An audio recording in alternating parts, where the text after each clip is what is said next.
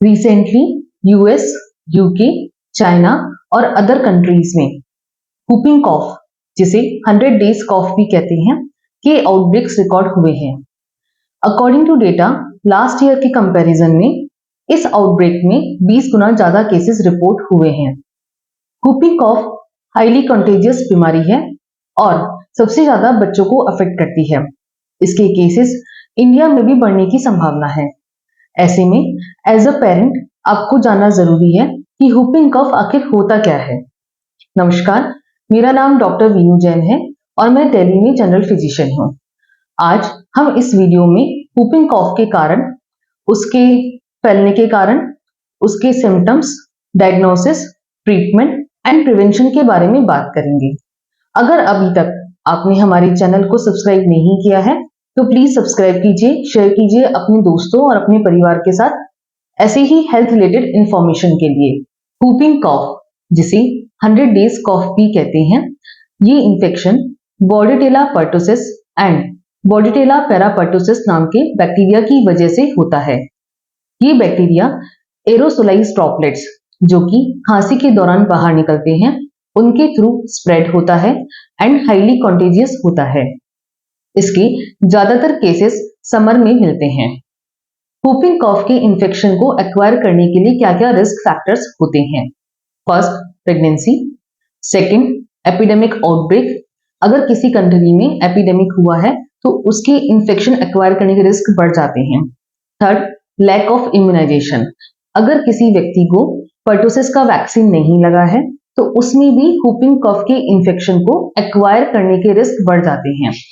And fourth, ऐसे व्यक्ति के कांटेक्ट में आना जिसको ऑलरेडी whooping कॉफ का इन्फेक्शन है। whooping कॉफ के क्या क्या सिम्टम्स होते हैं? इसके सिम्टम्स 3 स्टेजेस में डिवाइड किए गए हैं।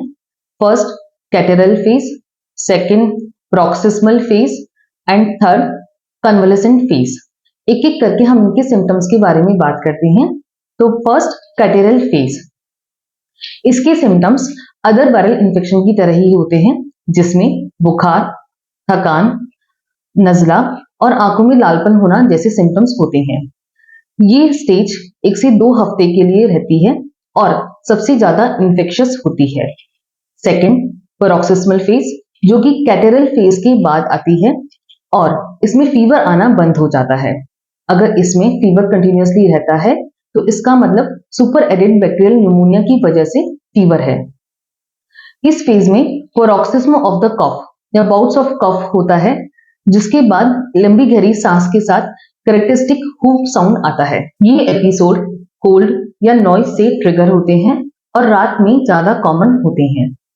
पैरोक्सिस्म ऑफ द कफ के साथ साथ पसीना आना, हाथ पैर नीले पड़ जाना या सांस का रुक जाना जैसे सिम्टम्स हो सकते हैं। एंड पैरोक्सिस्म ऑफ द कफ के बाद सांस का रुक जाना, बेहोशी आना या फिर हाथ पैर नीले पड़ जाना जैसे सिम्टम्स हो सकते हैं। इसके अलावा इसमें वॉमिटिंग भी हो सकती है। Third, convalescent phase. ये रिकवरी फेज होती है। इसमें सारे सिम्टम्स रिकवर कर जाते हैं, बट थोड़ा रेजिडुअल कॉफ रहता है जो कि वीक से लेके मंथ तक परसिस्ट कर सकता है। इन्फेंट्स जिनकी उम्र 4 हफ्ते से कम होती है, उनमें एटिपिकल सिम्टम्स होते हैं। उनमें फीवर नहीं आना, सांस फूलना, सांस का रुक जाना या हाथ पैर नीले पड़ना या बेहोशी छाना जैसे सिम्टम्स हो सकते हैं। डायग्नोसिस। whooping कॉफ के डायग्नोसिस के लिए कौन कौन से टेस्ट करवाए जाते हैं? फर्स्ट, सीबीसी, जिसमें डब्ल्यूबीसी काउंट्स बढ़े हुए होते हैं। Second, chest X ray and third, nasopharyngeal swab, PCR and culture, जैसा कि कोविड-19 में टेस्ट किया जाता है। ट्रीटमेंट। इसका ट्रीटमेंट लार्जली सपोर्टिव होता है, जिसमें hydration, oxygenation, suctioning and avoidance of the irritant आते हैं। इसके अलावा अगर किसी व्यक्ति में सुपर एडेड न्यूमोनिया या दिमाग की कॉम्प्लिकेशन जैसे कि बेहोशी आना या दौरा आना या फिर ऑक्सीजन की कमी होना या फिर जो पेशेंट मुंह से नहीं ले पाते हैं, उन सभी में हॉस्पिटल एडमिशन की नीड होती है। इसमें कुछ एंटीबायोटिक्स भी दी जाती हैं, स्पेशली मैक्रोलेट ग्रुप्स जिसमें एरिथ्रोमाइसिन एजिथ्रोमाइसिन एंड कैरिथ्रोमाइसिन आते हैं।